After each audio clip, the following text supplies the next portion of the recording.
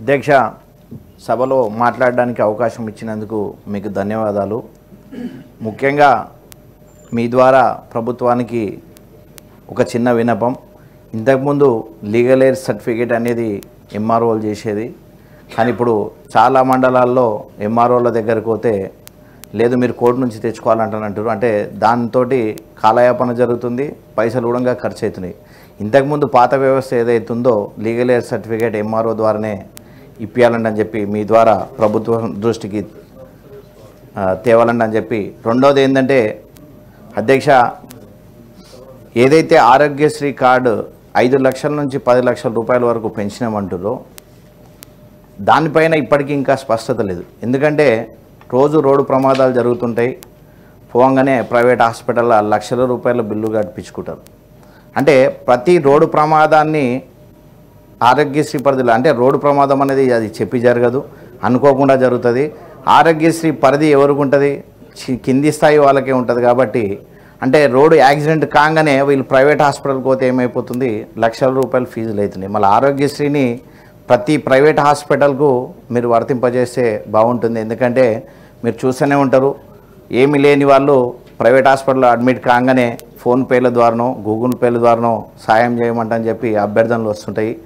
అట్లాంటి అభ్యర్థనలు రాకుండాలంటే ప్రతి పేదవారికి దానికి న్యాయం కలగాలంటే మీరు ఆరోగ్యశ్రీలో 5 లక్షలు ఇచ్చినా సరే, 10 లక్షలు కావాలంటాను కాదు, 5 లక్షలు ఇచ్చినా సరే కానీ ప్రతి కార్పొరేట్ హాస్పిటల్కు అడ్మిట్ కాగానే ఏ చికిత్స అయినా దీని కిందికి వస్తే చాలా బాగుంటుంది. అలాగే గౌరవ మంత్రివర్యులు మీ ద్వారా ప్రభుత్వ దృష్టికి తేవాల్సిందంటే ఇంతకుముందు అన్నవాళ్ళు చెప్పారు, కానీ మీరు పాస్బుక్నే ప్రామాణికంగా తీసుకోండి రుణమాఫీ గురించి, కానీ రేషన్ కార్డును ప్రామాణికంగా తీసుకోకండి. ఎందుకంటే ఓట్లేమో ఇంట్లో ఉన్న వాళ్ళు అందరూ వేయించుకుంటారు, రుణమాఫీకి వచ్చి కల్లా రేషన్ కార్డు అంటున్నారు. దానిపైన ప్రభుత్వం ప్రత్యేకంగా దృష్టి పెట్టాలి. ఈ సభలోనే సంబంధిత శాఖ మినిస్టర్ గారు ఖాళీ పాస్బుక్ ప్రామాణికంగానే ఇస్తామంట అని చెప్తే బాగుంటుంది. ఎందుకంటే సభలో ఎవ్వరు లేకుండా బడ్జెట్ ఆమోదించుకున్న గవర్నమెంట్ మీది. అంటే అంత ఫాస్ట్గా నిర్ణయాలు తీసుకుని మీరు దీనిపైన కూడా అతి స్పీడ్గా స్పందించాలని చెప్పి మరొకసారి సభకు విన్నవించుకోవడం జరిగింది. ప్లీజ్ వెంకట్ గారు, దాన్ని కాంట్రవర్సీ చేయకండి. మీరు మినిస్టర్ కాదండి, సంబంధిత మినిస్టర్ స్పందించమనండి, నేను మాట్లాడతా. మీకు మాట్లాడేది నాకు మొన్న ఇదే అధ్యక్ష నాకు చెప్పింది, నాకు చెప్పిన సబ్జెక్టే వాళ్ళకి చెప్పండి. ఎందుకంటే ఒక మినిస్టర్ గారు దానిపైన స్పందించాలి, కానీ సభ్యుడు స్పందించాలంటే మేము చాలా మంది ఉన్నాం.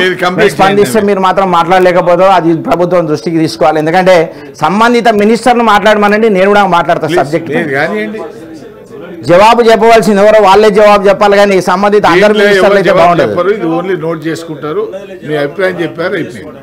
ఓకే.